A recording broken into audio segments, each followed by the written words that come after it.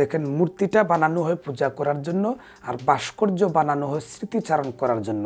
একজনের স্মৃতিকে ধরে রাখার জন্য ভাস্কর্য তৈরি করা হয়। তেমনিভাবে হয়তো বঙ্গবন্ধুর স্মৃতিকে ধরে রাখার জন্য ভাস্কর্য তৈরি করা হয়েছে বা ভাস্কর্য আপনার সৃষ্টি করা হয়েছে। আসসালামু আলাইকুম, সবাইকে স্বাগত জানাচ্ছি আমি ইকরামউদ্দিন সিলেটি স্টার ইউটিউব চ্যানেল থেকে নতুন আরেকটি ভিডিওতে। আপনারা অবশ্য টাইটেল দেখে বুঝতে পারছেন যে আমি কি বলবো বা কি কথাগুলি আপনাদের সাথে শেয়ার করব। আমার সর্বক্ষেত্রেই আপনাদের সাথে অনুরোধ থাকে যে আমার কথাগুলি আপনারা অবশ্যই বুঝবেন, যুক্তিসঙ্গত হলে আপনাদের মতামত আপনারা প্রকাশ করে যাবেন। তাই আজকেও বলবো আপনারা অবশ্য আমার সারা ভিডিও জুড়ে থাকবেন এবং আমার কথাগুলি যদি যুক্তিসঙ্গত হয় আপনারা আপনাদের মন্তব্য প্রকাশ করে যাবেন এবং আমাকে উৎসাহ করবেন, যেভাবে সব সময়ের মতোই আপনারা উৎসাহ, কমেন্ট, ভিউ করে যাচ্ছেন। আজকের যে কথাটা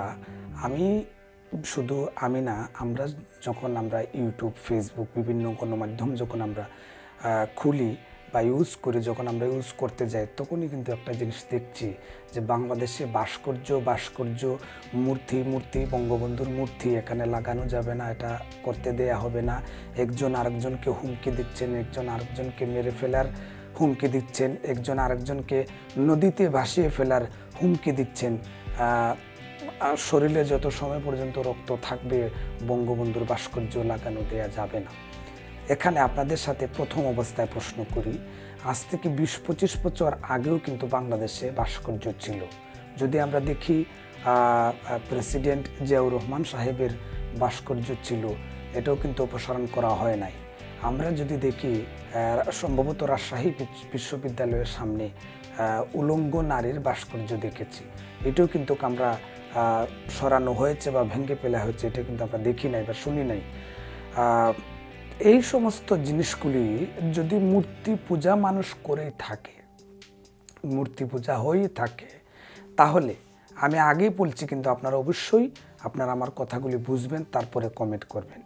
মূর্তি পূজা যদি হয়ে থাকে, আমরা দেখেছি যে দুর্গা পূজায় ওনারা যেভাবে মূর্তি পূজা করেন, ভাস্কর্য কিন্তু ওইভাবে নয়। ভাস্কর্যটা মূর্তি হচ্ছে পূজা করার জন্য আর ভাস্কর্য স্মৃতিচারণ করার জন্য। তো আমি একজন মুসলিম হিসাবে ভাস্কর্যের পক্ষেও নয় এবং মূর্তি পূজার পক্ষেও নয়, মূর্তির পক্ষেও নয়। আমি একজন মুসলিম, কারণ আমাদের নবী হজরত নবী করিম সাল্লাল্লাহু আলাইহি সাল্লাম এই দুনিয়ায় এসেছেন কিন্তু এই মূর্তি বলেন আর ভাস্কর্য বলেন তাদেরকে ভাঙ্গার জন্য। আপনারা জানেন 360টা মূর্তি ছিল কাবাঘরের মধ্যে। রাসূল সাল্লাল্লাহু আলাইহি ওয়াসাল্লাম যখন দুনিয়াতে আসলেন সেগুলাকে ভেঙে ফেলা হয়েছিল। ওনার পূর্বপুরুষের যারা পূর্বপুরুষ ছিলেন, যারা এই মূর্তি পূজা, অগ্নি পূজা করত, তাদেরকে ধ্বংস করার জন্যই কিন্তু একজন নবী, আমাদের শেষ নবী, শ্রেষ্ঠ নবী হজরত মুহাম্মদ মুস্তাফা সাল্লাল্লাহু আলাইহি সাল্লামকে দুনিয়াতে পাঠিয়েছেন আমাদের রব, যিনি আমাদেরকে সৃষ্টি করেছেন। তো সেই নবীর অনুসারী হয়ে আমি কোনো সময় একজন মুসলিম দাবি করে মুসলমান হয়েও আমি মূর্তি পূজার পক্ষে বা ভাস্কর্যের পক্ষে কোনো সময় কাজ করতে পারি না বা থাকতে পারি না। এখন আসি আপনার বঙ্গবন্ধুর ভাস্কর্য কিন্তু আমাদের লন্ডনেও সিডনি স্ট্রিট নামে একটা জায়গায় একটা ঘরের আফসার খান সাহেব ওনার নিজের অর্থায়নে উনি আপনার বানিয়েছেন। আর সেই ভাস্কর্যটা আপনার 2016 সালে সম্ভবত উদ্বোধন করেছিলেন তৎকালীন আইন বিষয়ক মন্ত্রী সুরঞ্জিত সেনগুপ্ত।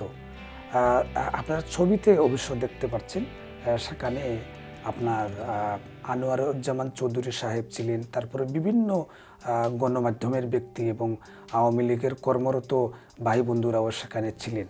তার মানে আপনারা যারা বলছেন এটা মূর্তি পূজা হয়ে যায়, তাহলে ওনারা কি মানে মুসলিম ধর্ম থেকে খারিজ হয়ে গেলেন? এটাও কিন্তু আমি যুক্তিসঙ্গত মনে করি না। আরেকটা জিনিস হচ্ছে, এখন আসি আল্লামা মামুনুল হক সাহেবের কথায়।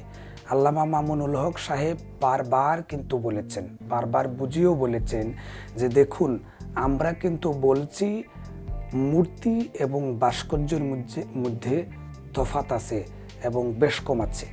তো ওনারা বুঝিয়ে বলেছেন মূর্তি পূজা এবং ভাস্কর্য দুটোটাই কিন্তু সাংঘর্ষিক একত্রিকভাবে। দেখেন, মূর্তিটা বানানো হয় পূজা করার জন্য, আর ভাস্কর্য বানানো হয় স্মৃতিচারণ করার জন্য। একজনের স্মৃতিকে ধরে রাখার জন্য ভাস্কর্য তৈরি করা হয়, তেমনিভাবে হয়তো বঙ্গবন্ধুর স্মৃতিকে ধরে রাখার জন্য ভাস্কর্য তৈরি করা হয়েছে বা ভাস্কর্য আপনার সৃষ্টি করা হয়েছে, ভাস্কর্য বানানো হয়েছে। বাট আমি যতটুকু মনে করছি, স্মৃতিচারণ ধরে রাখার জন্য বিভিন্ন ধরনের কৌশল করা যায়, বিভিন্ন ধরনের কৌশল আমরা অবলম্বন করতে পারি। তবে একটা জিনিস, প্রত্যেকটা রাষ্ট্র, মুসলিম ধর্ম বলেন, আমরা যদি আরব আমিরাতের দিকে লক্ষ্য করি, আরব আমিরাতেও কিন্তু এরকম ভাস্কর্য রয়েছে। বাংলাদেশে থাকতে আপত্তি কোথায় আছে এটা আমি মনে করছি না। তারপর আমি আরও ভিডিও তৈরি করব, এটা নিয়ে আরও একটা ভিডিও ক্লিপ আছে, নেক্সট ভিডিওতে আপনারা দেখতে পারবেন। তবে আমি যতটুকু মনে করছি, আল্লামা মামুনুল হক সাহেব যেহেতু বলেছেন এটা ইসলাম পন্থিক নয়, ইসলামের দৃষ্টিতে নয়, একজন আলেমের মুখের কথা নয়, এটা হচ্ছে কোরআন এবং হাদিসের কথা। এই জিনিসটাকে খতিয়ে দেখাটা খুবই প্রয়োজন, আমি যেটা মনে করছি। এই জিনিসটা যদি দেখা যায় তাহলে আমি মনে করব বিবাদ যেটা বিরোধ হচ্ছে এটা সম্পূর্ণভাবে মিটে যাবে। আরেকটা জিনিস হলো, কেউ কেউ আলেম উলামাদেরকে ইদানিং কটাক্ষ করে এবং হেয় প্রতিপন্ন করে অ্যাটাক করছেন এবং হামলা করছেন। আমি ইসলামের দৃষ্টিতে কোনোভাবে এটা মেনে নিতে পারি না যে একজন আলেমের উপরে এভাবে হামলা করা, একজন আলেমের উপরে একটা দোষ চাপিয়ে দেওয়া, তাকে একজন, হ্যাঁ, যদি সত্যিকারের আলেম হয়, সত্যিকারের আলেম উলামা যদি হয়, রাসূলের সৈনিক যদি হয়, রাসূলের অনুসারে যদি হয়, তাহলে উনার পক্ষে সব সময় কিন্তু আমরা কাজ করতে হবে। যেমনিভাবে মাওলানা আজহারি হুজুর সাহেব কাজ করেছিলেন, ওনাকে দেশ থেকে তাড়িয়ে দেওয়া হয়েছে।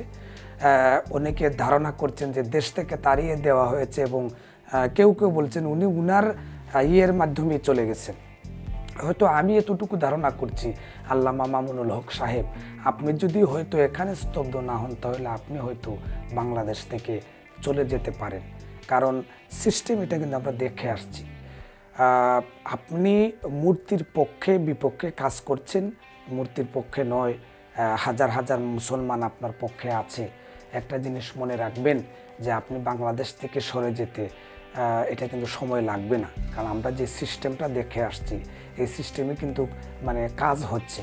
তো যার কারণে আমি বলবো, আপনি যাহা কিছু করছেন মুসলিমের জন্য, ইমানের জন্য এতটুকুই যথেষ্ট।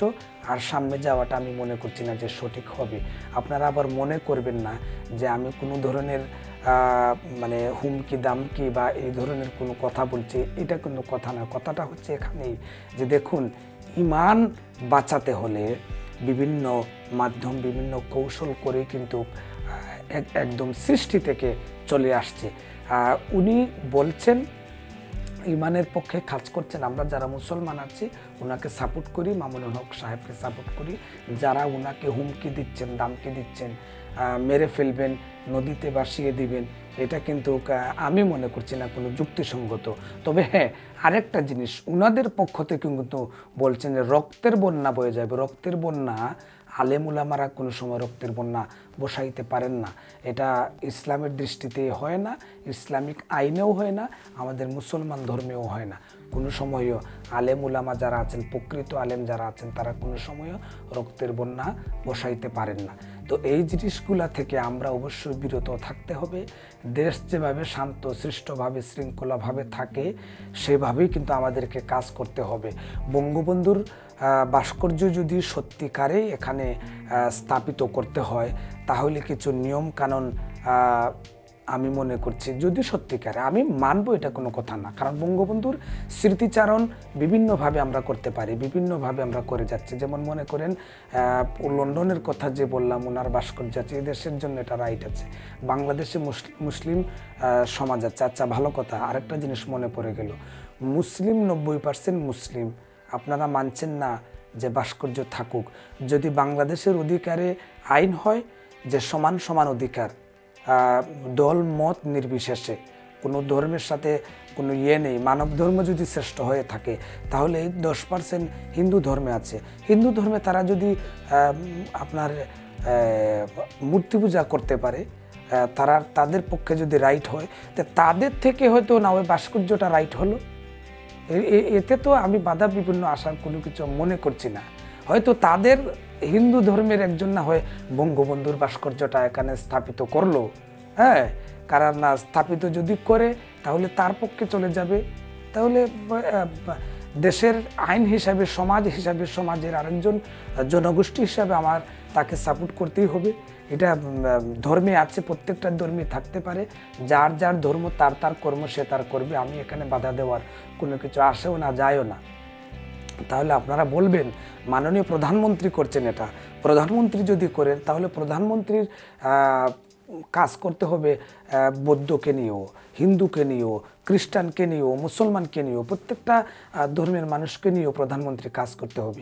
এই হিসাবে যেভাবে আইন থাকে, যেভাবে বাংলাদেশের রুলস থাকে, যেভাবে থাকে, এভাবে থাকতেই পারে। আমার কাছে এতটুকু মনে হচ্ছে যে হয়তো কেউ এখান থেকে মধ্যখানে উস্কানি দিয়ে একটা অরাজকতা সৃষ্টি করার তৈরি করছে, আর না হয় এভাবে একটার পর আরেকটা ঘটনা বাংলাদেশে তৈরি হতে পারে না। যাই হোক, সম্মানিত শ্রোতামণ্ডলী, আমি আমার মন থেকে এটা, আমার ব্যক্তিগত ভাব থেকে এটা প্রকাশ করলাম। হয়তো যদি এরকম কোনো কিছু হয় তাহলে মামুনুল হক সাহেবও হয়তো আর বেশি দিন দেশে থাকতে পারেন না বা পারবেন না। তো আমি বলবো আমাকে ক্ষমা করবেন, আমি মানে আমার মন থেকে এই কথাগুলি বলার চেষ্টা করছি। আমি কারো পক্ষে নই, বিপক্ষে নই, আমি আমার যেটা সত্য সেটাই বলার চেষ্টা করছি। তারপরেও যদি কোনো ত্রুটি হয় ক্ষমা করবেন, আপনাদের সময় নষ্ট করলাম। অবশ্যই আরেকটা ভিডিও নিয়ে আসবো। তার আগ পর্যন্ত ভালো থাকুন, সুস্থ থাকুন। আসসালামু আলাইকুম।